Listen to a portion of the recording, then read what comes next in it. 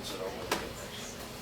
Yeah, so you can really Pure enjoy joy, it. not, Yeah. not worry. Total joy, yeah, exactly. That's what you deserve. Alright, it's 6:01. Ready to start? Oh, yeah. Okay. Alright. So we'll start with the approval of last month's minutes, prepared by Susan. Susan, thank you. Did anyone see any edits or comments? I read them, they looked good. Okay. Do I hear a motion to approve the minutes of last month? I motion. Second. Alright, great. Me too. So, Susan, you remind me, did you want to take minutes through November, or last month was it, right? The last month that's it, but I must say, I have full notes for report on the strategic plan, and after our conversation, I'll update them, and then they can be attached to the minutes, so minutes don't need to be taken for that portion of the meeting, Okay. because I have full notes that I'll just give to whomever is supposed to be. I didn't bring my computer, so, That's okay. but if you want to give me yours, I could take minutes and tell them on yours. I can pull up,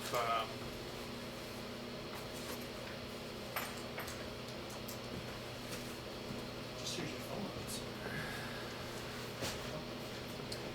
My thumbs are not that bad, so.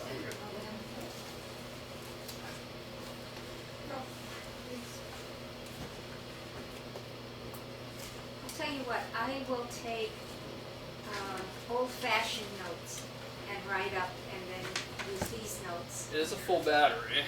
No, go ahead and put it, I'll just take notes and it's all right. Okay. Alright. I can tell you want me to. So No, well, I'll we'll do make it. note that this is the last month that you are doing this favor for us. Okay. As Jeff learned the ropes. Alright. Alright. Actually, this is convenient that two selectmen are here and George is here, because the next item is talking about the MOU that we have with the selectmen, or we had with the selectmen, I guess technically still have. And this might be a good way for us to kind of refresh our memories and figure out where we were with this process. I can also make copies. Is that going to be easiest? Because was this passed? I think, did I pass this around last time? Does that look familiar? Not, no, I haven't seen such a recent looking one. Alright. Kate, is it possible to make copies?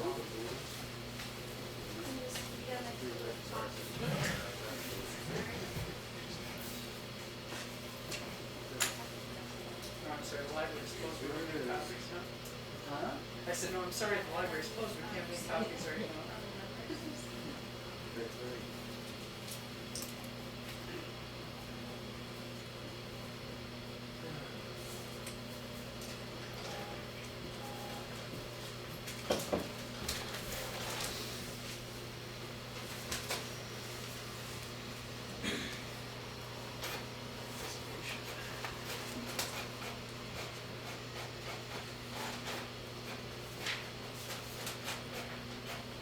You've seen this though, Sid, right? At least you've seen this. I've seen it through big movie.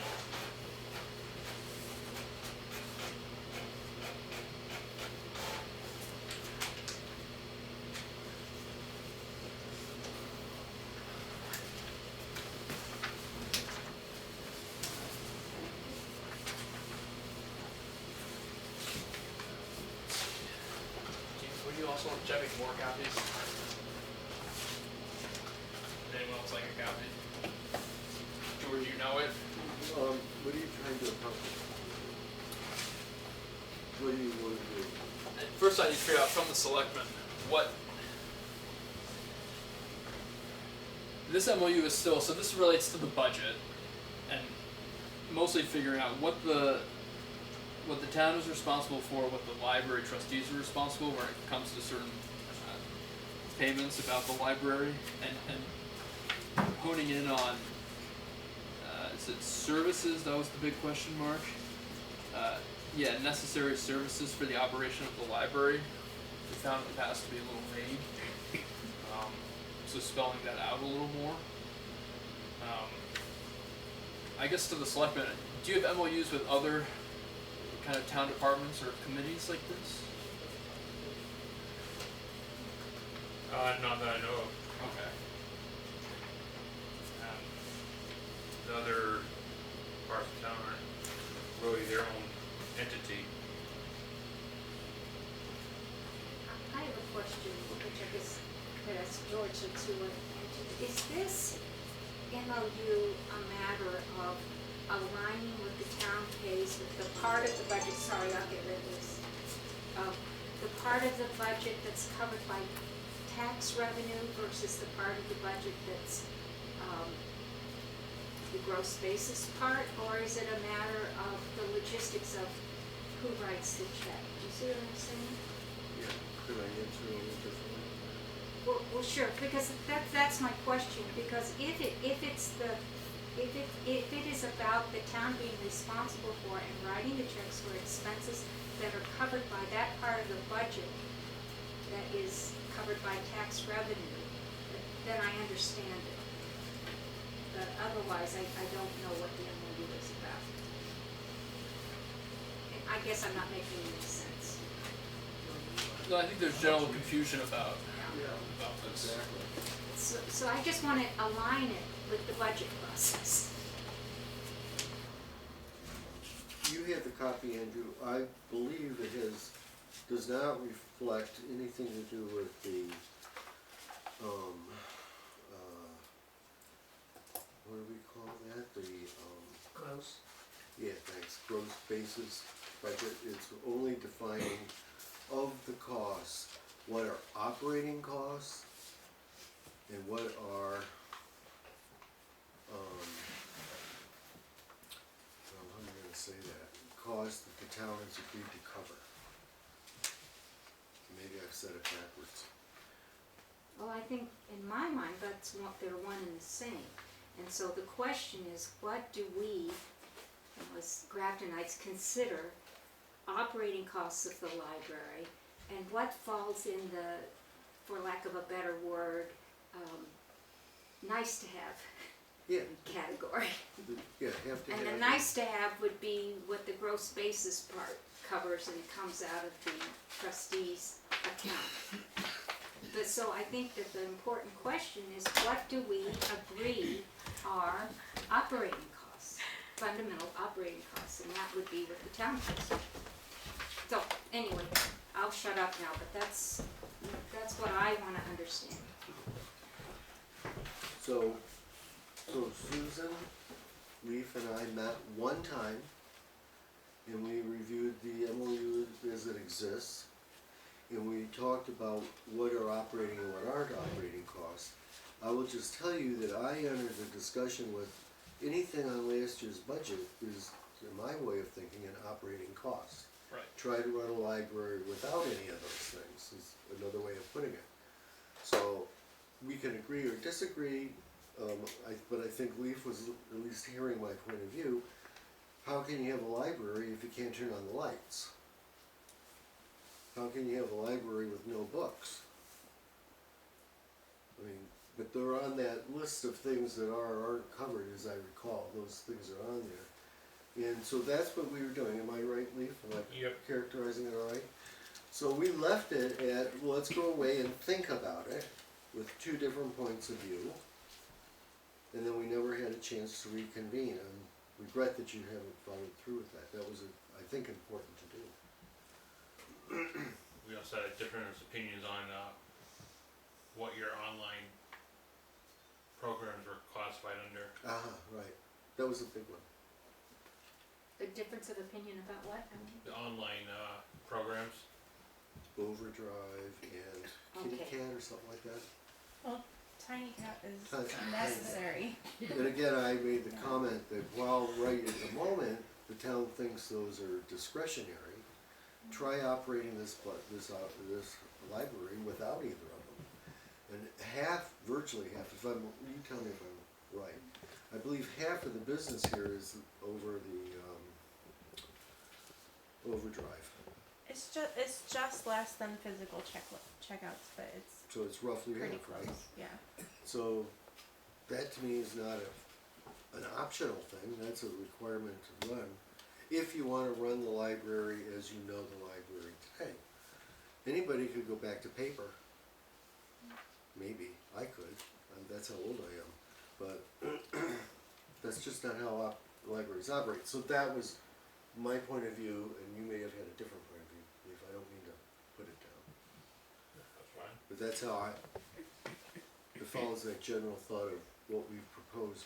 Now, I think we've learned, right, I've heard Susan make a couple of comments, that if you put things in the budget request that are over and above anything you think you're gonna need to run the library, then those become, I wanna call them discretionary things that may or may not be accomplished. I'm thinking of the grants that have been raised here 2 years in a row to pay for equipment that's been used for the town as a whole, but for which no credit was allowed because it wasn't in the budget.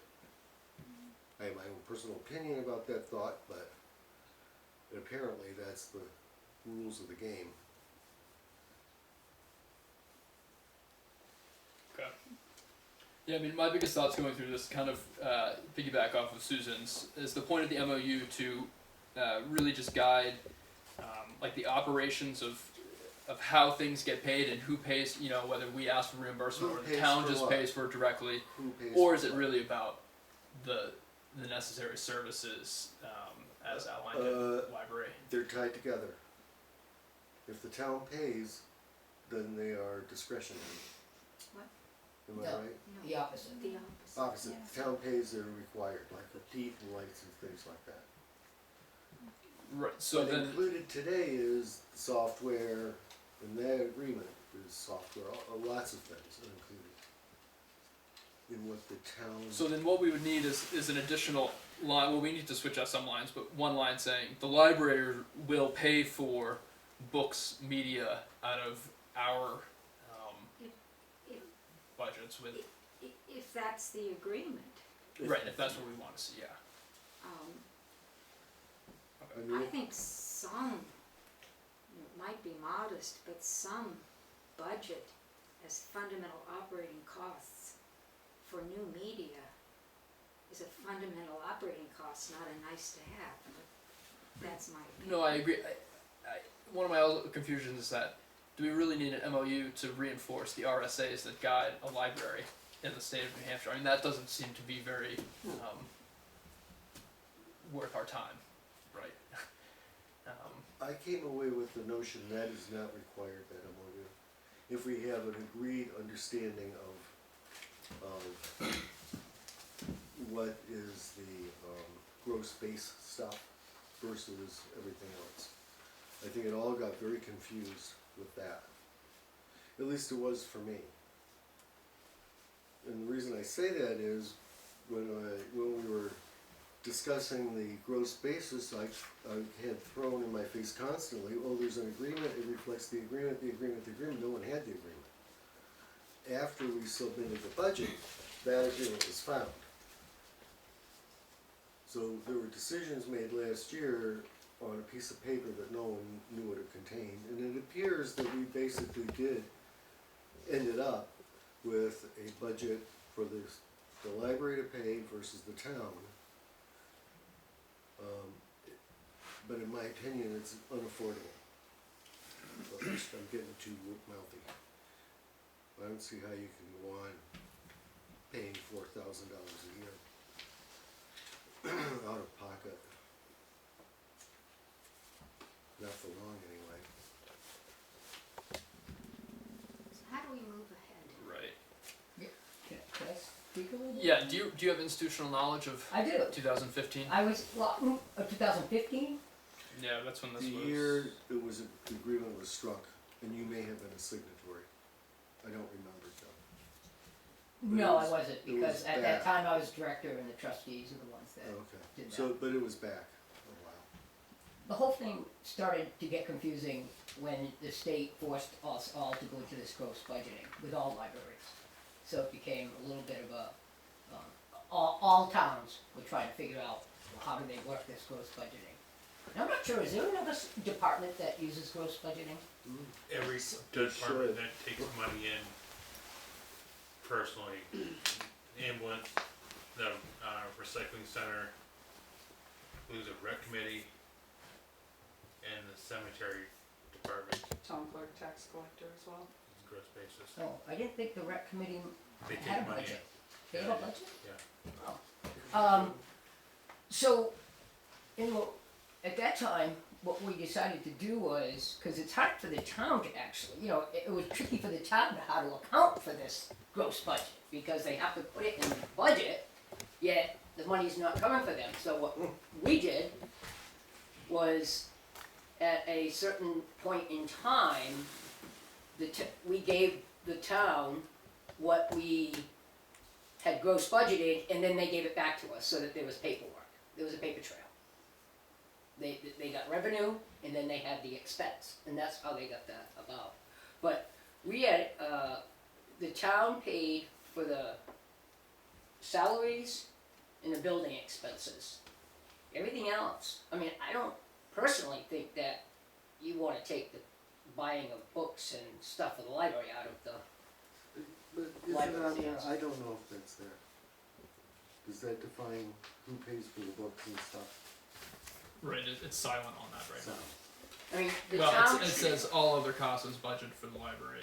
The town tried to have the library do all purchases through them, but it didn't work. Yeah. Because, you can't have a credit card and yada yada, so we had a debit card for the director's account so that they could do the expenses that they needed to do, and you guys had a checkbook. Again, to me, it gets confused again listening to you speak as to whether there is a one-to-one correspondence between what's in the MOU and what's paid for by tax revenue, what's out of the MOU and paid for by library funds. Yeah, And that's it, but I think the way you described it, there's a blending. Well, the tax revenue pays for the operating costs. well, it's Yes, but supposed the to. operating Supposed costs, to. operating costs need to be defined, and that's what I thought the MOU was about. And I agree with that, to Yeah. define that. And do you agree with that, Lee? So as of, with the MOU, the town is responsible for professional development, supplies, and miscellaneous. Oh no, that's you guys, sorry, my bad. Crossed off the wrong ones. Heating, fuel, phone, internet, restrooms, shoveling, utilities, and wages. Yeah. The Sounds like library, they did. the library is responsible for the supplies and miscellaneous stuff, the professional development, which is the training of librarians, and media. I believe we had a misunderstanding of what media entitled. Was Right. it books, Right. movies, the online stuff? Oh, so we got into that. But that's it, really- right? We Yeah, never that's did. as far as we got. And that sounds where we were, sounds exactly like. I know you had a, It comes into play when you do the budget. I What know. happened a year ago, we had $1,000 cut from the budget committee. And then there was this $3,000, number that was visited. And when you remove both of those, there isn't enough money to cover the activity here. So, So maybe the most efficient thing to do is a smaller group of us can work on some revisions that incorporate some of the comments made tonight, and then we'll come back at the December meeting with those edits. Does that seem right? Yeah. Is that something that the trustees all want to be a part of, or do you feel comfortable with one representative of us and maybe a selectman and someone else, or even just one person to make those? Like, I'm happy to just write up the revisions and see how that flies. Does that I'd seem be fine with that. Sure. okay? Okay. but who are you, if I can interject, are you gonna do this with Leaf? He's your liaison, right? Sure, Leaf. I will send you my edits and comments from the MOU. Can I just ask real quick, Andrew, when the MOU was drawn up between Fogel and the library trustees, if I remember the process right, you started off with a template that came from the state librarian. Yep. And then each group went to their groups and discussed what wanted to change, and then brought those changes to the other group, right? Is Mhm. that how it went? Yep. So I'm wondering if it might not be better for the library trustees to do this, these are our edits. At the same time, the selectmen are saying these are our edits, and then We'll meet. trade and. Sure. So if you're on your end, sometime by it's probably a busy time of the year, but sometime by December, have your comments to us too. Let me look at a calendar here. I didn't mean to step on your No, toes, that's I fine. just, yeah. I didn't- I didn't know they had a template when Fogels did their MOU with Yeah, that started from the That's state. what started. So it'd be December 15th is our next meeting. I don't know if there's a template for this MOU. No. Well, Yeah. you have the existing one, so. Yeah. Oh, right, You know, right, yeah, right, right, yeah. right. It should be pretty easy. There's only six bullets on here. I just wanna make a plea, if the new Especially what MOU other towns do. could express a shared understanding, whatever that turns out to be, of what the fundamental operating costs are, Andrew, and- do you have the and then original we would MOU? know. It just would be so much easier. You mean one without the? Sorry, You have do you have the original MOU? like without all the comments that were made on this? Yep. No, I only have the one that has some of the edits or the. Oh, you don't mean the Fogel one, do you? No, I do not have the Fogel one. I have the original Okay. town MOU. That has like Oh, 8 yeah. bullets. Oh. So which one do I have? Is that the one George gave us? Yeah. Has the signatures and everything right on it. Yeah. And for some reason, I went and made like 9 more copies. Okay. They were In all, some reason- all done once. And between then and now, I lost all 9 and just found all 9. So we're doing good. Okay. Just ask one question. Sure. Is there an overall document that defines what the relationship is between, say, the library trustees in the town Oh boy. per se? There is none. You mean Laws. outside of this Laws. MOU? Yeah, there There's are. RSA's. Library is pretty much RSA's, their own yeah. entity. Okay, so it's upon the RSA, but there is no document per se that says how the town relates to the library, what the library has to do to meet the town's requirements, whatever. It's just all RSA's. Yeah, there's mutual agreement. Some libraries, the town gives them their complete budget, including wages, fuel, everything. They give it their complete budget and they spend it.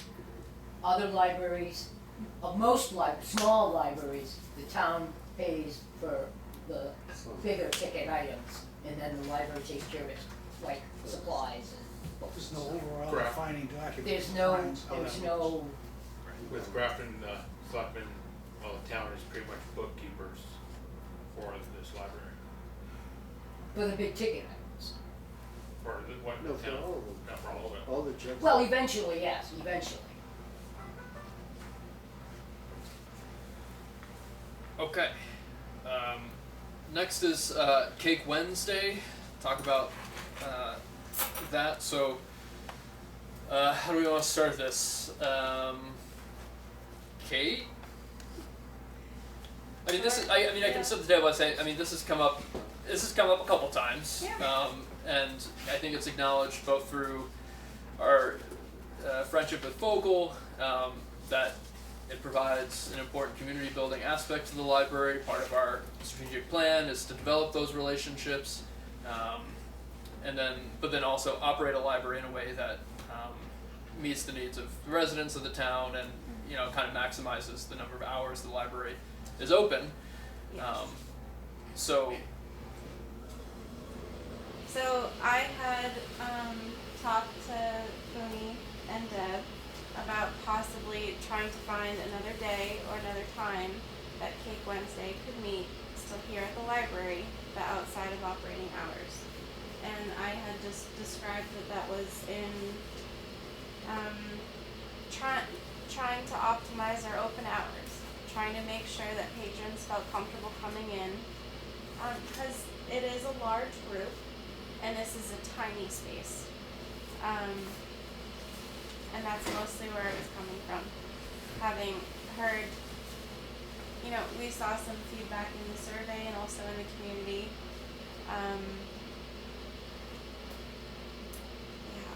So we're looking for like a way to compromise or to make everyone happy in a way that keeps that tradition alive. Gets, with limited library hours, keeps the library hours like Yeah. unimpeded Which- by. I think Cake? for me, obviously sometimes people come in and they sit down with a neighbor and stuff and they have a conversation, but to have like a regularly reoccurring large group happening during open hours, some residents know that they can't use the library during that shift because they feel crowded out. So it's just trying to make sure that everybody feels served. Booty. I just wanted to say that, the reason I started bringing the cake down here is because I wanted to learn how to bake cakes. And that's what I wanted to do. I wanted to learn how to bake cakes. So I started making a cake once a week. But I realized I couldn't eat the whole thing all myself, And the library wasn't much at that time, and it wasn't really like going as it is now with Fogle and all the events that go on. So I said, what can I do for our library? I said, hey, you know what? Why don't I bring down the cake? I didn't want it to be a group. I didn't want it to be an organization. I didn't want it to be an event. I wanted to bring down the cake, and whoever came in on Wednesday morning could have a slice of cake. Whoever that is. Every librarian, since Amy, all the librarians have enjoyed eating the cake. Sharon Duffy, Lynn, Caitlin, your daughter, every week would have a piece of cake and say, can I bring one home to my dad? You sure can. And I don't want it to be a group, but if certain people come down here, I don't feel it's that much of a problem. We're basically done by about 10:30. Basically, the cake is done. I bring down plates, so there's no rush. I bring down forks. I even bring my own coffee cup. And then I have asked the last couple of times if I could sweep up. I said, can I get the broom? And I was told, you know what, we do that at the end. So myself, it's like, if someone called here and said, hey, there's people down there and I can't come and use the library. Well, by 10:30 they're gone. You could have it for an hour and a half. And then, we're also open tonight, Wednesday night. You could come down then. Oh, and we're also open on Monday night. You could come down. And also we're open on Saturdays. So my idea was to just bring the cake. Whoever came in, enjoy a piece of cake. If you don't come, and we've gone through many people over the years. Some have died, some have gone. And I just feel it shouldn't change. And we've been doing it for 11 years. And I don't think there's that much of a problem that we have to say, okay, you gotta move it outside of the time of the library being open. One of the things is, I like to have a piece of cake and a cup of coffee while I either look at the magazines, or I work on the computer, or I talk with Carol, or I ask the librarian for help, or use the printing machine. If it has to be on an hour that we're not open, then I'm not going to be using the computer. I'm not going to be using the printing machine. So I just don't think it's that big of a problem. And I didn't want it to be a group. I don't want it to be an event. I don't want it to be a library-sponsored thing. I just said, you know what? Here's what I could do. I can bake a cake and bring it down. Whoever comes, share a piece of cake. That's what, and you know what? I'll respect the decision. Whatever you guys say, if you say, Brenda, you can't bring a cake down to the library on Wednesday morning, you know what? Well, I'll be sad, but I'm not gonna say anything. I'm not into that type of stuff. I'll respect the decision of how that comes about. And that's what I guess. Nothing stopped me from bringing a cake down about 6 o'clock on Wednesday afternoon. I can roll through here pretty quick. Fat man likes some cake. Debbie?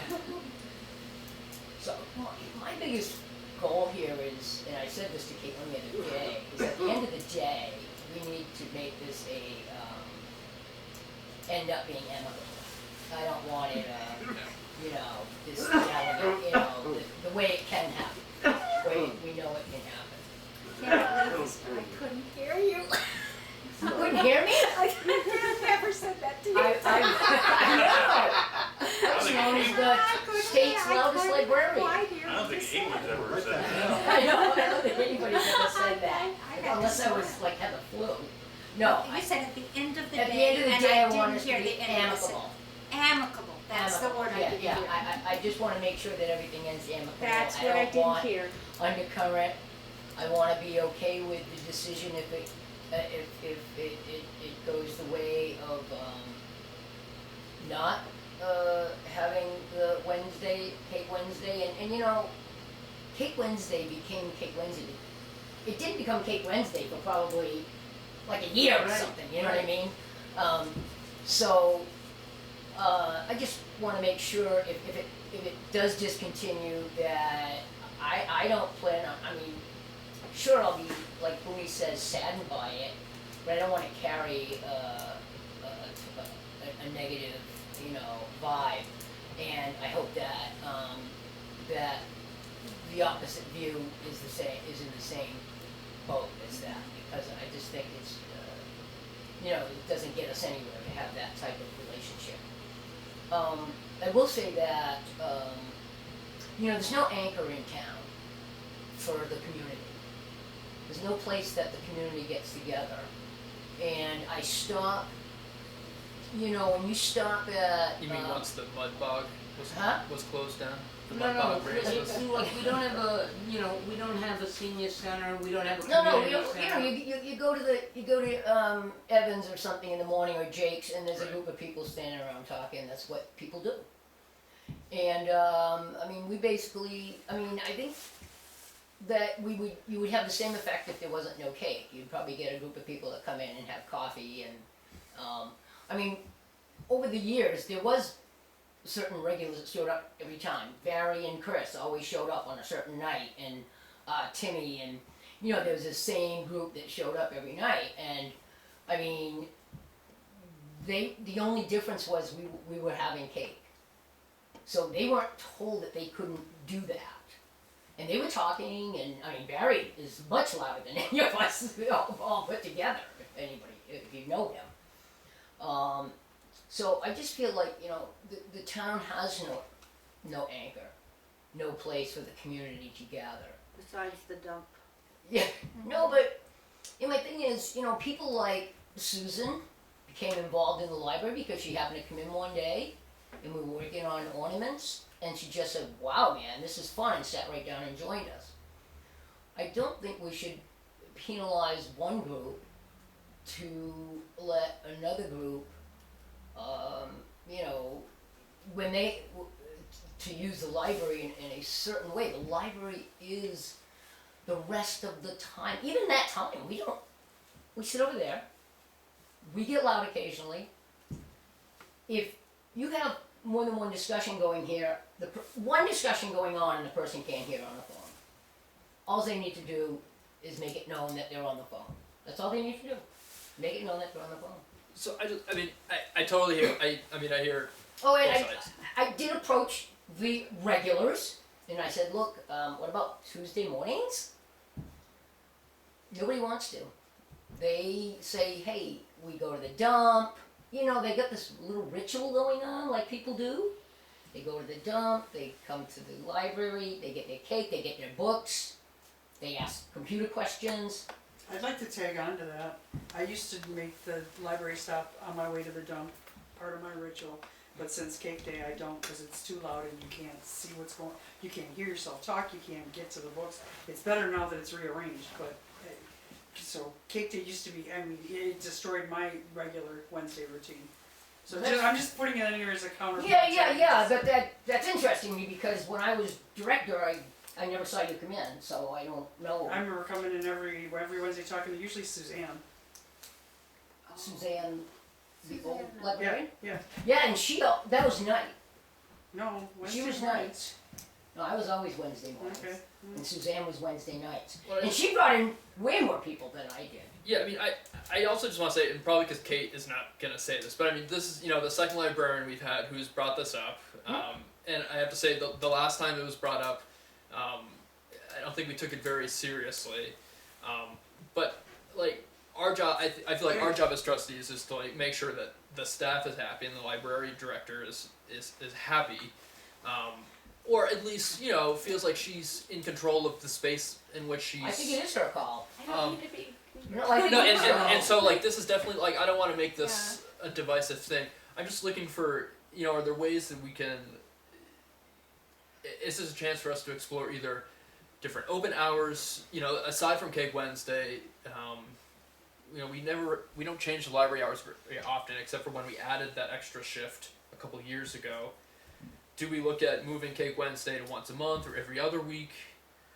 Is it possible to do some overlap shifts so that, 30 minutes of Cake Wednesday is during open hours so that people can still check out their books and do the dump runs on Wednesday? Is it possible to do them back to back? Like, are there ways that we can make everyone happy? I mean, this is a good problem to have, and it definitely highlights the lack of, flexible facility space that we've been looking for in our strategic plan.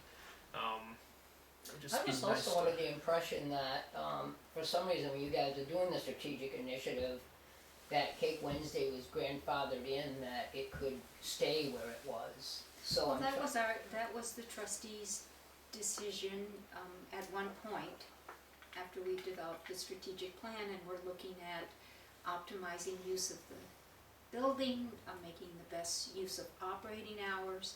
The decision was made that any new groups would be scheduled outside of operating hours, and at that point, the trustees decided to leave Cake Wednesday alone.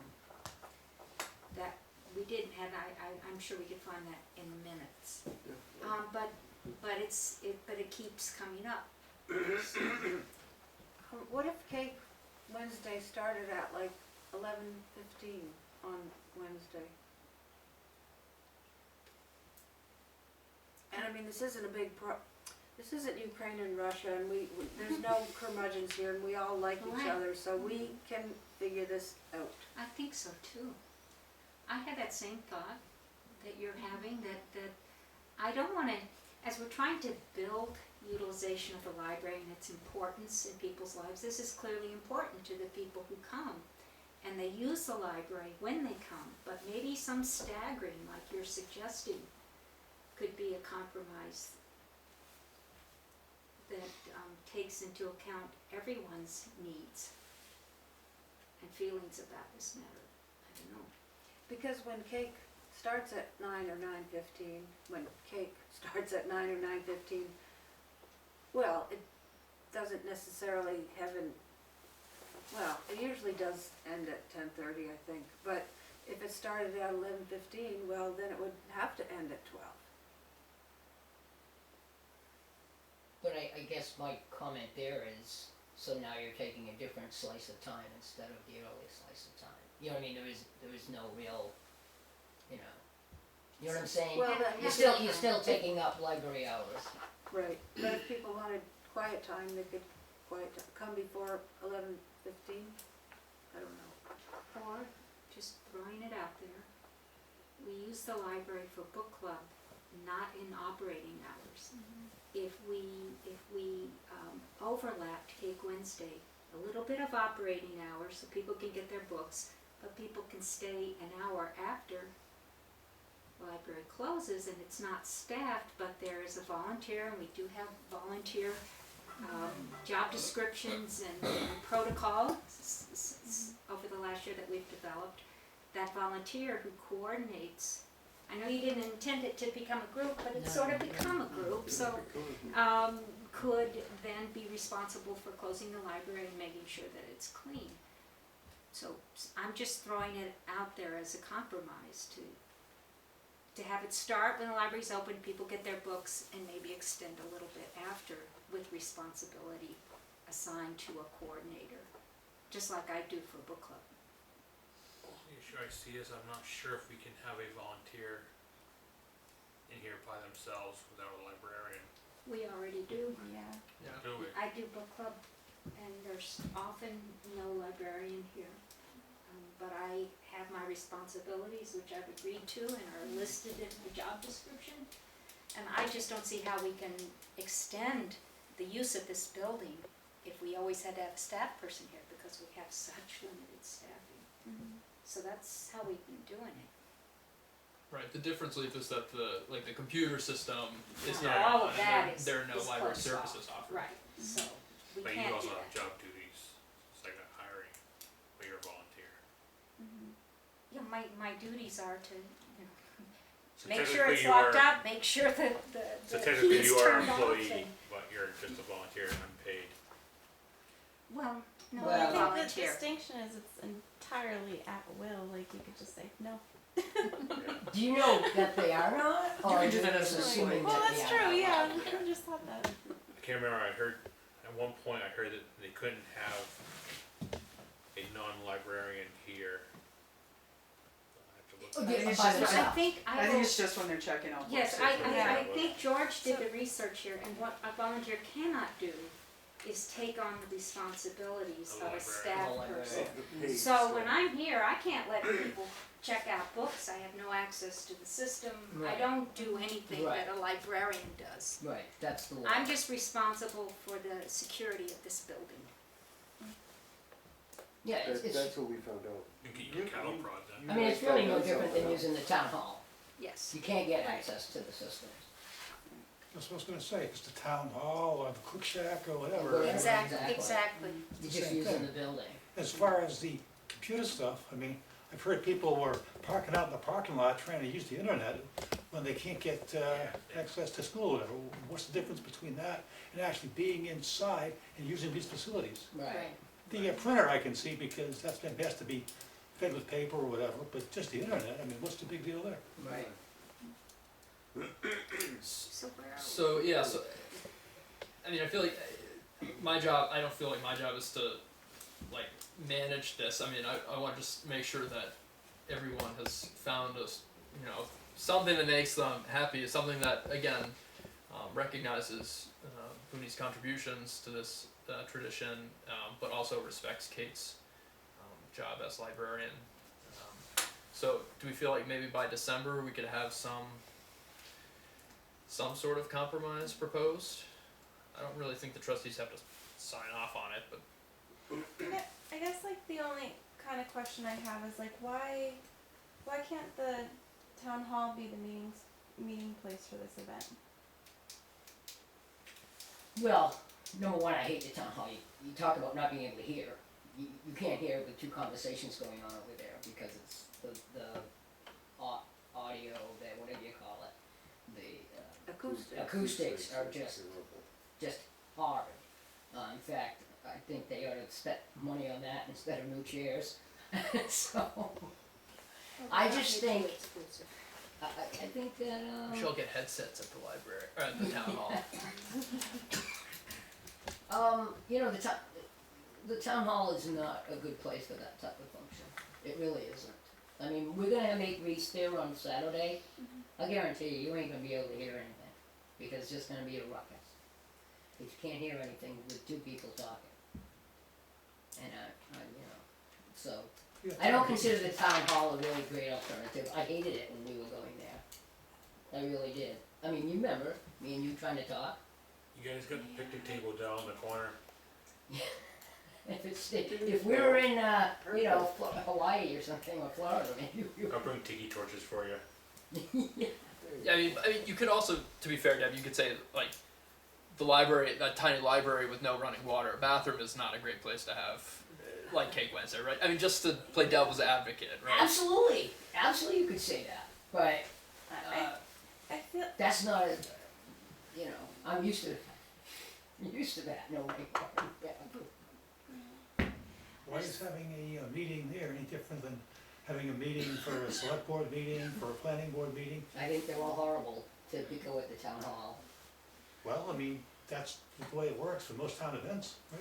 I feel like we need Solomon because I really feel torn here. I think your comment about staff being heard and feeling supported is important. I think, you know, the importance of the gathering as it exists to the people who come, which is an evolving group. It isn't the same people. I've noticed that even, you know, year to year or even months to Yeah, like months. Catherine this That's guy really coming. important, and so I feel so torn. Which is why a compromise makes sense if one can do. Yeah, Richard Williams. Right. Ellen Williams came, and Well, that's the other thing. when she died, her husband came, Richard Williams, he would come down, and sometimes it would just be me, Debbie, and Richard just sitting here, and people have come, and people have gone, and, you know. I mean, I think it's important to have the library open on a Wednesday or a Sunday when the dump is open. I mean, I think that Yeah, that's, it makes sense. I think we should change it to Sunday. Do we see moving library hours to trying a Sunday for library hours and having Wednesday mornings, you know, as kind of a volunteer? Probably find homeschoolers that won't like that. Probably find homeschoolers that won't like that. I know that was something Amy had brought up in the past, that there's people who like coming in on Wednesday morning with their kids because it's not the Saturday, you know, Well, it's not. and that's part of what I'm struggling with right now is that these are tax-funded services, and you need it to be open hours staffed by a librarian, a paid staff member. And if people are speaking up and saying that they don't feel comfortable using the tax-funded services during this time, that's what I'm struggling with. And I love you, Booney. I love you, Debbie. And it's not personal. It's just I know I'm that. hearing the feedback. And, you know, when I started using this library, just a little bit of time after we moved here and after I quit my full-time job and had some time, I was coming in on Wednesday mornings with Eva. And town hall had Cake Wednesday. So we would come and we would pick out books, and if we wanted to go visit for Cake Wednesday, we would travel down to the town hall. And I loved it there. Because Eva actually wanted to take out books instead of just eat cake. You know? But Now we're getting to the it's delicious cake, and you guys are beautiful people. I just want to emphasize that. But Don't it's worry, like Caitlin, whatever your decision is, I'm gonna be okay with it, and I'm not gonna stop liking you. That is my God honest truth. And we've liked each other since you came here, I don't know. that We're ain't gonna kindred change. spirits. Yeah. Roughly how many people are in this group, this cake group? Is Roughly. it- Normally, I would say there's a minimum of 1, 2, 3, 4. 1, 2, 3, 4. Well, there's usually, Carol, me, you, Wanda, and And Catherine. sometimes Karen and And sometimes Karen. Sharon. There's some people that don't come every time. So You know, it's they fair come to say occasionally. 4 or like 5 roughly is your core group, 6. 4 to 5, maybe 6 on the outside, 4 to 6, is that fair? Yeah. Yeah. 4 Okay. core. I would say 4 core. Four of us me, make sure we're Wanda, always here. Debbie, we're all sisters, and then Carol Colburn. Okay, here's my question, why can't you meet at each other's homes on a rotating basis? Well, That's ideal. I mean, you've got your perfect surroundings, you've got your stove, your kitchen, your bathroom. Nobody has to do it 2 times in a row, and you don't intrude on people here. Ideal. But I don't know why you can't do there that. is that aspect of having an ongoing event that welcomes the community to stop in and join in conversation. There is that, and that's so valuable. yeah. I mean, I- a lot of people. If I was a member of this group, I'm not, but if I was a member of this group, I'd rather go to somebody's home than come down here. That's my take on Well, it. shy Interesting. people would rather come to the library. Yeah, Shy absolutely. people would Yeah. rather come to the Absolutely. But how shy can they be? These are the same people that meet every Well- week. They can't be that shy of each I other. guess I don't have internet service at my house, so on Wednesday mornings I come down to use the internet Yeah, because I we can't are afford using the internet. So I come down here to use the library. And then when I do, because sometimes I write letters to people, sometimes I'll look up recipes, I do a lot of research on colonial living, and what I like is I like having a nice piece of cake and a cup of coffee while I'm doing this research down here. So that's why I thought, hey, you know what, I'll bring the cake down here. And I don't know if this, even if we don't have Cake Wednesday, which, like I said, if you make a decision, I'm gonna abide by it, and believe me, I'm still gonna think the world of you. But are people allowed to have their own personal snack down here, is the question that I'm asking. Are you allowed to have your own personal snack down here? And, I mean, you know, I bring down a thermos of coffee, so I don't even use that whole coffee station. I bring my own coffee cup. And so, are we allowed to bring down our own snack and eat it while working on the computer? I do it at the Canaan Library. I do it at Squam Lake. The Squam Lake place has a coffee set up, and I'm always over there, and I go in and I have something to eat. So, can you bring your own snack down to this library and eat it while doing whatever you're doing at the library? Is that okay? Okay, that's another question. Technically there is a policy that says no food or drink unless director's approval. But there's always been coffee since I've been here, and I've never seen an incident. Okay, well I then it can't- sounds like you're I can't- continuing as is. So, I can't say the same.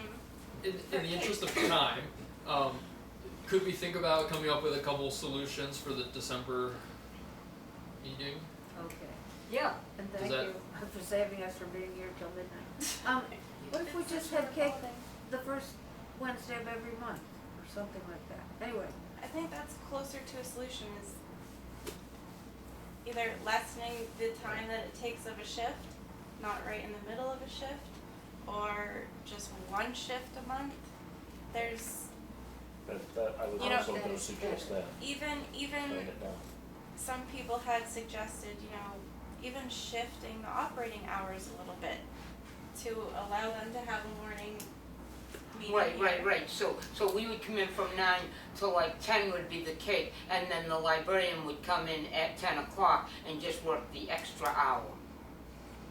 See what I'm saying? Cake, the people who wanna Yeah. come down for cake come down at 9, make sure the cake is gone by 10, and like if you wanna stay afterwards, I mean, and use the library, and then the library be open from 10 to 1, and that way that would be, Or whatever it happens to be, 11 to 2. that is a really, I would go for that. So that fits what you're suggesting, that And- Yeah. some compromise be developed and presented at the December meeting, Yeah. but to not stay in this stuck space that we So spent meantime, in. Kate has to put up with it for another month? No, I didn't bring down a cake last week, and I didn't bring down a cake. Yeah, the that's what I was week gonna say, before. in the meantime, And it's Thanksgiving next, well, What's that? You slacking? I'm slacking. 2 weeks in a row? Jeez, it's not like you. I mean, we all came down and just didn't have cake. It was a little weird. cold turkey. You can try it for a month and see how it works, and then at the December meeting, I decide for sure to keep going or stop. Well, if you're gonna change hours It takes a for lot the of staff, that's a discussion. bigger move than trying it.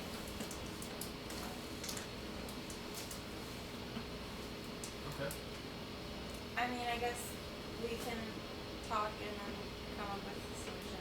Yeah, I mean, I sorta, I don't wanna speak for everybody, you know what I mean? I just wanna, so, I go back to them and say, what do you guys think, this is what you're thinking. But again, I feel like it's basically 4 regular people. Up to 8. Huh? Up to 8. Up to Maybe even 12, if there's a Fogel meeting as well. 3, oh, Mary. Yeah. Mary comes, but she goes. Alright. Thanks, that was good discussion. Budget season, so just a reminder, I guess really to to Kate and Karen, I believe. So our slot for the budget presentation is next Tuesday from 5:05 to 5:25 p.m. at the town hall. That's the 22nd, It's right? the 22nd. Oh, Yep. sorry, what time? 5:05. It's right on there. Oh, okay. Oh, yes, okay. Jeff, you're welcome to come. See the fun. See what I got going.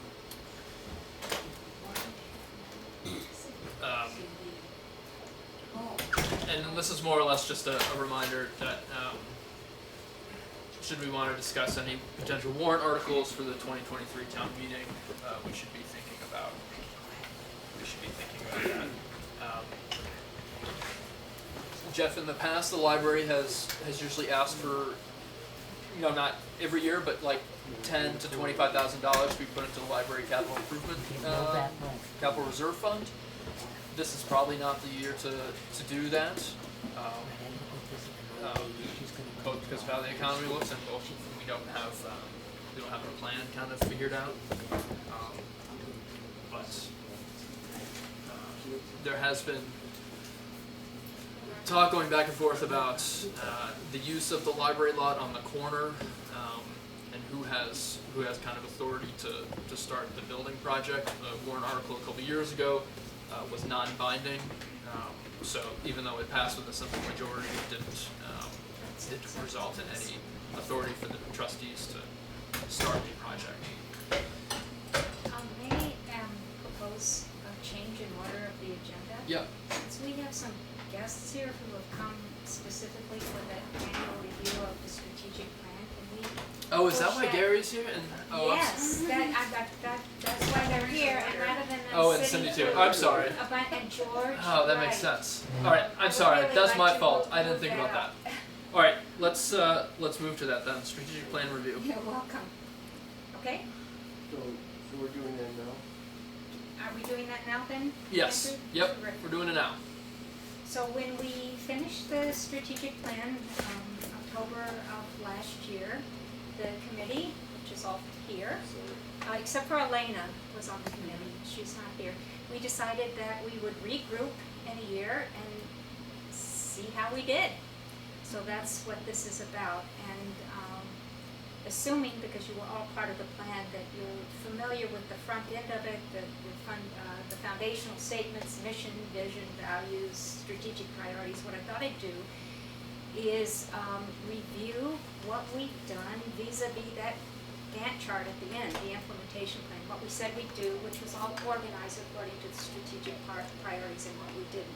But before I plunge into that, and I will, remember that old FedEx commercial when the guy talked to them, I'll try to talk really fast so that y'all don't have to spin too long here. But I wanted to know if anybody, before I get into the details, has any impression off the cuff, just as a resident of Grafton, as to how we've done. I mean, have you noticed it?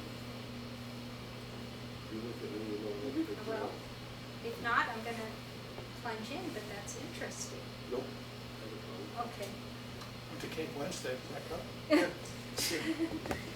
There's some important issues, but it's still resolved. It's my impression that there's been a lot done. Mostly in the area of, what would you call that, community outreach or inclusion, all these clubs that have been started. It took some work, and there are people that are behind that getting accomplished, but they are running. And there's attendance, and I hear people all around interested and glad to hear the things going on. I think that has a lot to do with, will have a lot to do with the impression of the library and its importance in the town. But it's 1 year. So I think, I give you, congratulate you. I think you've done I think that quite we a have a lot. fantastic librarian who's been on top of what we said we would do. So, Been a lot thank of you, work. George. What I would say, just as an overall summary, is we have indeed done a lot. There are a few things that were scheduled for year one that haven't happened. That's often the case. But there are other things that have happened that are absolutely aligned with those priorities that weren't in the plan. So I would say overall, it has been a productive year, and we've made the most of our limited resources. So let me just run through quickly so we can pat ourselves on the back and regroup as to whether we want to recommit to some of these things that haven't happened or to let them drop, just to be intentional about it. The last thing I want us to do is to have a plan, put it out there. Some things don't happen, and we don't deliberately say we have decided to let that go or we're doing something else, because I would like the plan to be meaningful, not just something that sits on a shelf. So the first priority was to improve communications with Grafton residents to increase awareness of the library and community resources and activities. We have collaborated with Fogel, which is paid for a semi-annual print newsletter that's gone out to everyone, and I think that has had an impact. We've seen people come to, for example, Book Club, who told me, well, before they got this, I didn't even know if the library was still operational. Like, how could you not know that? But we have gotten that feedback, and I have to say that it wouldn't have happened if Fogel hadn't paid for it, because we had no money in the budget for a print newsletter and the mailing. We didn't build a new website, which was in the plan, but instead, the town has a new website, and personally, I think the library's use of it has been very effective. And what we're doing in lieu of a website is, in these print newsletters, we have these announcements. Take action, go sign up for alerts, and I think people are hearing through that. Another thing that was not in the plan is a monthly e-newsletter that Caitlin does that lists everything that's happening during the month. And those are rich communications, and it shows how much is indeed happening in the library, so that's been terrific. Event flyers have been distributed at various locations. And I would say that we also said that we were going to develop a sign, because this library is not visible on Route 4, people don't even know it's here, and put it on Route 4. That has stalled for reasons I'm not entirely clear about, but Fogel had committed, and is still committed, to paying for such a sign when it is developed, because that is not in the operating budget, and they will indeed pay for that. But I think getting back to potential vendors for creating the sign, those communications have broken down. So what I'm going to suggest is that the trustees at an upcoming meeting revisit how we want to, and if we want to proceed with that idea. I still think it's a good idea, but maybe the impetus needs to come from the trustees and the staff to get that moving with Fogel. I'm very grateful. Yeah, I was hoping paying they would stay so we could talk about it, but right. Yeah. I still think that I think a good sign can make all the difference in awareness, but we need to decide what it ought to be, and there are options. So I would suggest that the trustees take that up and decide whether to revisit that. The second objective under this first priority is to provide up-to-date information about town resources and issues using multiple strategies.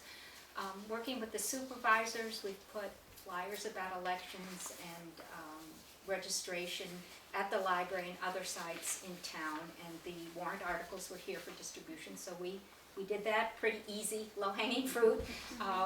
Issue a big initiative that has started this year that wasn't in the plan, but totally in line with this, and also with our priority of collaborating with other groups in town, is a new group which has been christened Grafton Greeters, which is a collaboration of the library, Fogel, and LBS to have what used to be called the Welcome Wagon in Grafton.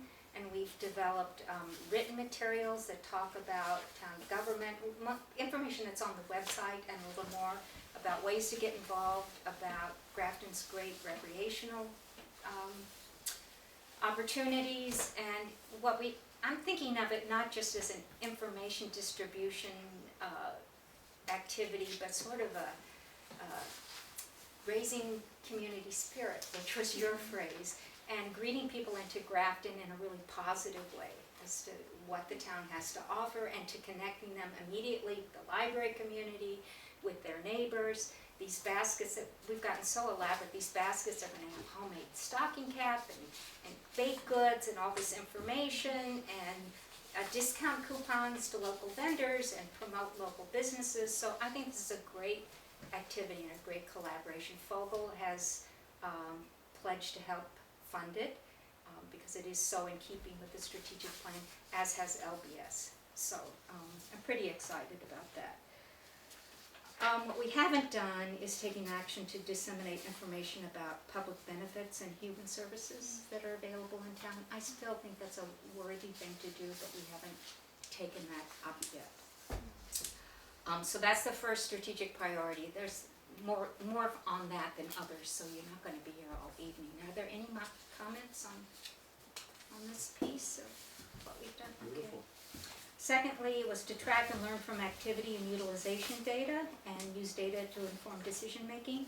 The library staff has come up with what I think is, I don't have it right before me, a better format for, yes, for sharing the data at trustee meetings, and I found this very helpful. And in fact, Caitlin has piloted a bunch of what I think are fantastic ideas that have not seen good traction, and we use that data to decide whether to let something go and try something else. They've all been great ideas, but you just have to see what takes root and what doesn't. But I think that that's been really useful. The staff has also taken to tallying how people are hearing about things, so we can know where to invest our energies in terms of communications and promoting the activities. But I have to say, at book club, a couple of people who have come have said they've come because of the new forms of information, and so that's been good to do. The third priority is to identify and address facility issues that pose barriers to pursuing the library's mission and vision. Well, this is a real meaty topic. The first thing that I did was an inventory of our facilities and our plans and how they lined up. There are no surprises there. All the limitations of this building are well known, and we can indeed implement our strategic plan without changing our facilities, but the limitations that we all are so familiar with remain. So what I did then was to create a summary of all the planning work that's happened over the past decade around the facility, the plans that led to the barn library proposal, and I shared that with all the trustees. And then after we reviewed that, the trustees took a vote and decided, having looked at all the issues, particularly the lack of bathroom and plumbing, that they reaffirmed their unanimous decision that they want to pursue a new facility as a long-range plan. But we haven't made progress on what that means, how we would retake up the issues that have stalled progress to date, and how we're going to pursue that long-range plan. We did look at alternatives for addressing the bathroom issue, and none of them proved, at least to me, eminently practical or cost-effective. So we really stuck with this. And then Kate, after a pretty abysmal year with that porta potty, has suggested, at great cost of the operating budget, a new vendor who would provide a new porta potty and clean it weekly. Good for you. But that adds significant cost.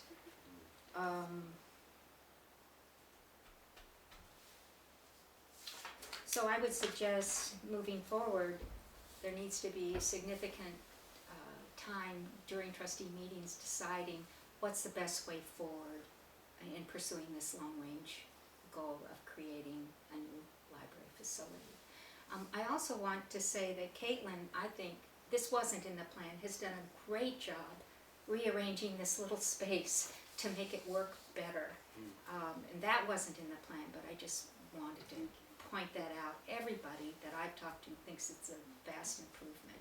I did say I love to organize, so. I did say that I love to organize, so. Okay, our next priority was to optimize the library's operating hours. And we thought originally, well, first of all, I want to say that the trustees did set a policy, and this is totally relevant to our Cake Wednesday discussion, that any of the new programming would occur outside operating hours if it happened at the library in order to maximize those hours for quiet use of the library and traditional library functions, and we've stuck to that. Because the utility budget is so constrained, we decided not to do what we had considered doing, which is to add a shift for quiet use only, which would be pretty hard to monitor, since even a quiet conversation everyone can hear in this room. Or a socialization only shift. We had considered those during our strategic planning, but we really don't have the budget to open and pay for utilities and heating for another shift. And it seemed like it would be pretty tricky to monitor anyway. And then we considered maybe changing the operating hours, but with all the changing and the communications and new staff and new programs, we decided, I'm just reviewing what you already know, to leave things as they are for now, but I think in this coming year, we should think about whether we want to move one of our shifts to a different time. So for me, there's a big gap between Wednesday and Saturday where I can't come in and do things. And there's no afternoon shift. So those are the two things I think that I would consider. The next priority was to increase engagement of volunteers. As I said, George did research as to what the important distinctions between staff and volunteers are and what we could and couldn't do with staff. We acknowledged that with just 2 hours of staff time beyond the operating hours, that the staff can't be the folks to, even though you're doing a lot, to staff new programming, so that we needed volunteers to do that. Caitlin and I worked together to develop a volunteer job description for group coordination. I guess Rick and I are the only ones that are under those rules, but we're abiding by them for both book club and astronomy club. But I think we need to do, if we want more programming, we need to recruit more volunteer coordinators for that. Caitlin also got the best practices from the state for library volunteers, which we're using for reference.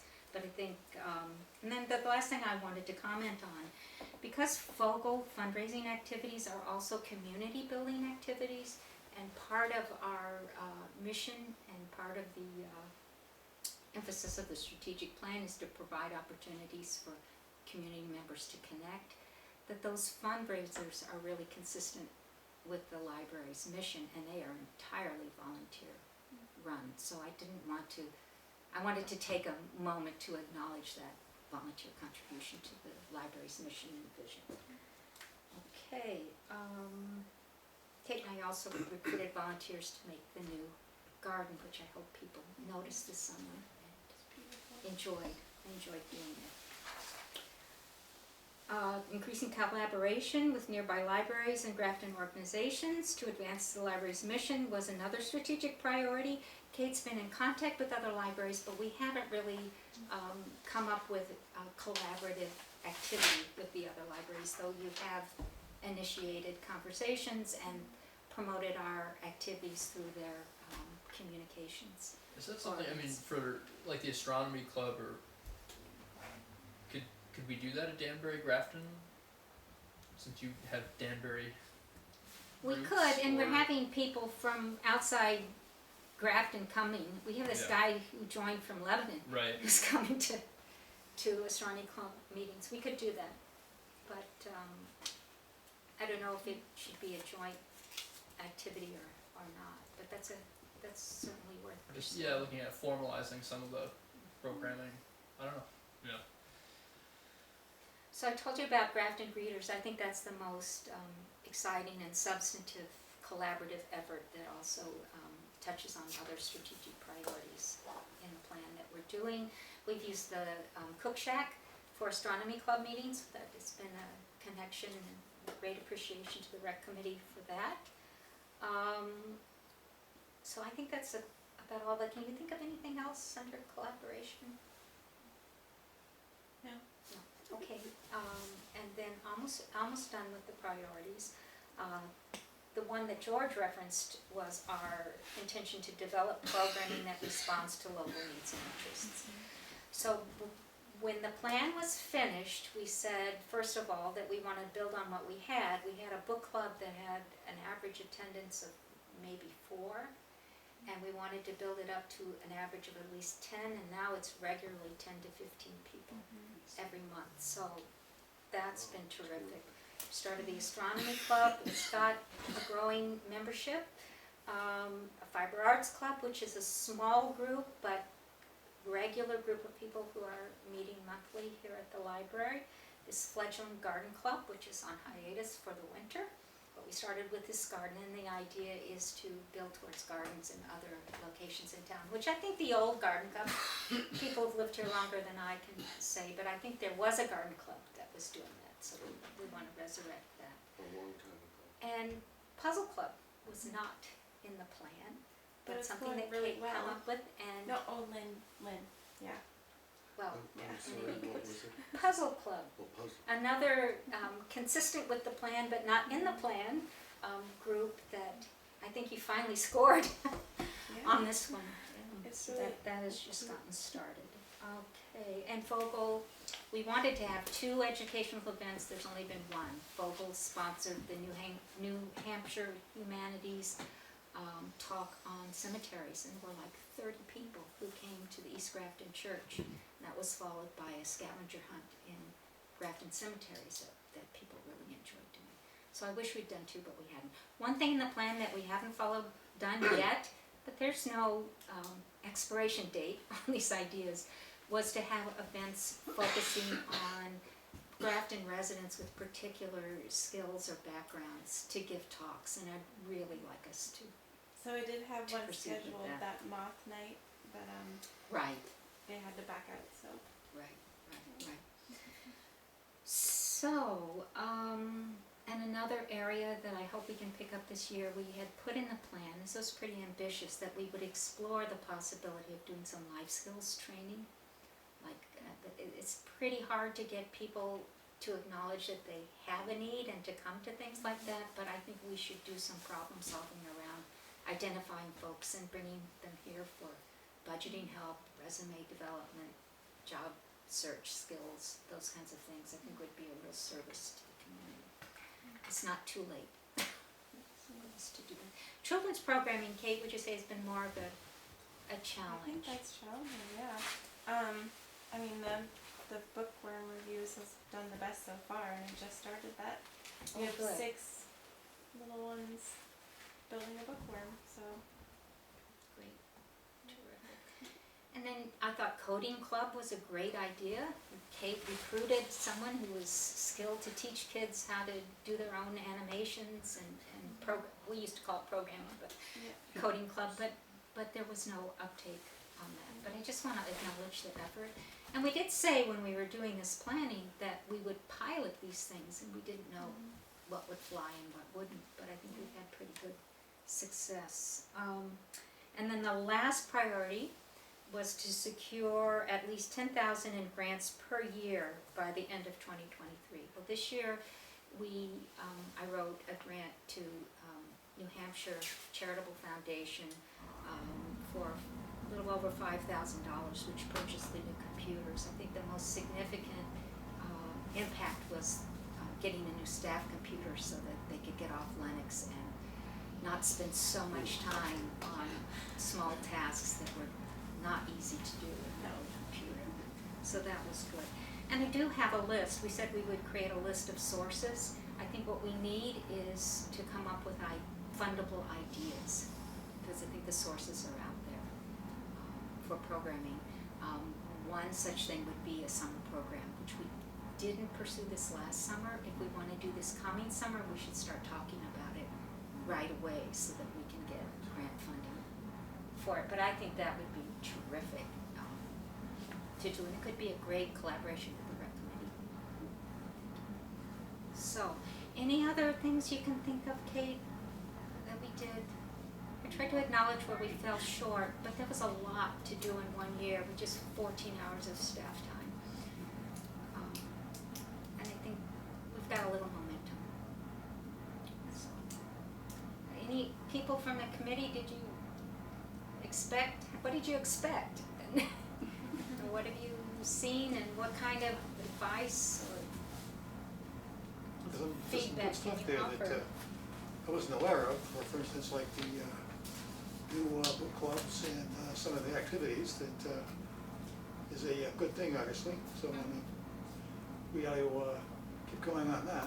The only question I had is, on, I guess, on the data stuff. And we're starting to collect that data, I guess. And I'm still not clear on what the process is for using that and tying that to the new activities and facilities usage and facilities and how we make those decisions to use that to help us plan and so forth. Well, I think that's a very good question, and when I look at the data, I'll have to tell you something that I find. Let me back up a little bit. If we're going to proceed with pursuing our long-term plan for a new facility, I think we need to have good data to make a strong case for Exactly. it. That's Right one thing. now, we're seeing modest increases in utilization, but not dramatic increases. So if we wanted to make the case built based on utilization of the current library, those data aren't compelling, to be honest with you. That was part of the reason we put that data in there to show Exactly. that, plus the other, how good are the programs evolving and so forth. Right. But seeing that our efforts with communications and such have built an average attendance of 4 in book club to 15, that was good to see. And now we're thinking it's too big. Some people say, I don't want to come to a book club that's got 15, that's too big. Do we need a second book club? So that's a real simplistic use of data. But what I want to do is interrogate the data, as they used to say in one of my old jobs, and say, well, if our number of visits isn't dramatically bigger, does that mean, oh, we don't need a new library? I think that conclusion is not right. But what different data do we need to make a different case? What data are we not collecting? What would we see if we were open more? For example, when I was raising 3 boys and they were cold in the winter in our house because I kept thermostat, I was sending them to the library. She said, just go do your homework at the library or go hang out at the library, which won't more cool in the summer. If we had a comfortable facility open and people knew it were open every day of the week, what kind of visits would we see? How would that serve the community? That's a hypothetical. But how do we collect data that help us answer those questions? And I think it's we've got a simple set of data that are helping us make simple decisions, but we've got big challenges ahead if we want to move ahead with a new facility. How do we build that case? What kind of data Data do we process need? has to evolve itself too. Yeah. So that's kind of a convoluted answer, but that's what I'm thinking. All right, I'm just curious how it comes. Yeah. Anything else? One comment I would make is that this is my last meeting as trustee alternate. And this is not a complaint, it's just an observation. It seems like I have been careful to keep my eye on what's in the plan. And I would like to see the trustees take more ownership of it because I'll be here, I'll still be volunteering, I'll do whatever Kate asks me to do. But I think there needs to be broader ownership, that's all I would say, of the plan and monitoring it and making sure that our shoulders are against the boulders we push it up. But you're so good at it. At strategically planning. Any other? If I could just comment on your comment. When you have a strategic planning, at least the ones I've been involved with in my employment, accomplishing items in the plan is very much enhanced because it's an employment situation. So you sign up and you commit to doing something, or your management is going to say, what are you going to do? And then you've signed up to actually do something. We're in an environment where it's just volunteer. think it's a little harder. It It's is hard. just volunteer. And just 2 hours a week to get into it. Well, even, I mean, I'm thinking of all the club time, Susan's time that she spends off Yeah. the clock, right? And I don't know what, and, you know, a lot, there's a long list of names, I just don't know them all. There's a lot of, if you could say, free labor that's already being contributed. And I'm really grateful for that. But if the trustees want this to go, you've been very nice in the way you've said it, I'm gonna be a little blunter. I think you need to take ownership of the plan and decide what you're going to do and make some assignments. And then track what you've done in terms of On the that plan. score, I would say that what's in the implementation plan, the pieces that are enduring are the strategic priorities, and they still seem right to me. The tasks that we chose ahead of time, some of those might be right, some might not be right. So I wouldn't criticize at all the trustees or this group for the things that we have not done, as long as we are making progress towards fulfilling those strategic priorities. Because some of our ideas might have been not quite right. Well, That's fine. it's like but any we just- plan, you don't know till you get there. Right. what And makes like sense. last year when we were doing this, we didn't have an idea of getting started a welcome wagon in Grafton. And the great thing about that is I have a group of 6 very involved volunteers who are putting this together and will execute it. So it is volunteer driven. I didn't mean to be critical, but No, you didn't. I didn't mean that, I'm just saying that roles have got to shift. She wants to step back, someone takes the place, or it goes nowhere. That would be my concern after all the work. Well, Kate's been on top of it, I do want to say that. But you're running the library. Yeah, you got a real job.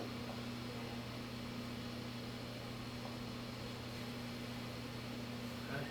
Well, thank you, Susan. You're Again, welcome. for all that For the time put into minutes, this.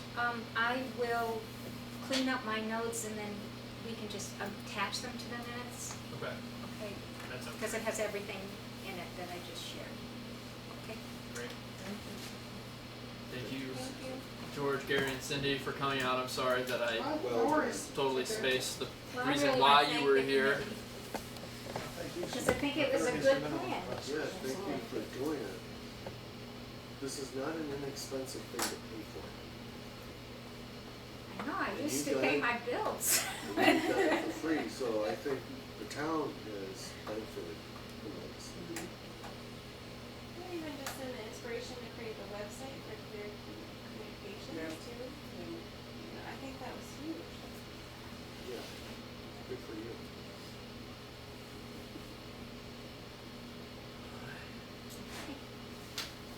All right, we'll do a better job of including the strategic plan progress in our monthly meetings and making sure that we have delegated responsibilities accordingly. I would just suggest it at the next meeting, go through the implementation plan and stuff that you don't intend to do, get it off. Just Yeah, make an affirmative decision Be honest. not to do it, you know. Director's report. Alright.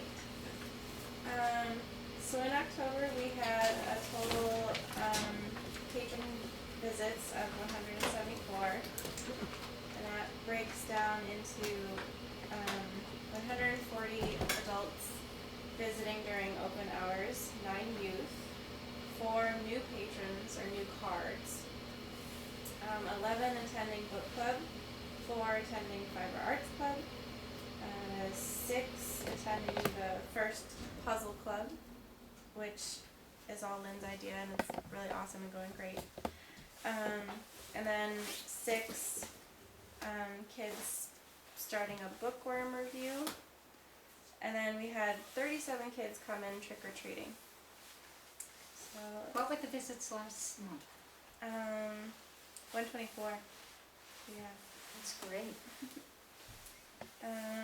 Trick or treat helped. Yes, it did. But I think that was an awesome choice to do that during open hours because we were able to lure the kids in with candy and then talk to them about the bookworm reviews Yeah. and get them in the new space and seeing some So titles. that's a and- meaningful thing. yeah. Let's see. So we had 222 total checkouts, 80 of which came from Overdrive, 21 were borrowed from other libraries, 101 checkouts from our physical collection, and then 20 of those checkouts were going out to fulfill other library requests. You guys have a letter from I guess it's Is that this one Grafton, that you yep. dropped? The Grafton Breeders, right? Not the Welcome Library Committee. And so that just expresses their request to use some space in the basement for their Supplies. supplies, and also if we could possibly set aside some weeded or unneeded donations to go out in their gift baskets. And We want to include a book Like books, in every yeah. basket. Danielle Steele for all new Yeah. residents of town. Do we have room in the basement? I know it's kind of guarded space. So in November and December, that's definitely one of our staff projects, is to overhaul the basement again. So And there are 2 signs for the pole barn that are probably gonna have to be relocated to the. do we need them? We need this space to be someplace where members of the committee can come when they're up on the roster for the next delivery, so they can come and assemble a basket Yeah. and then go out.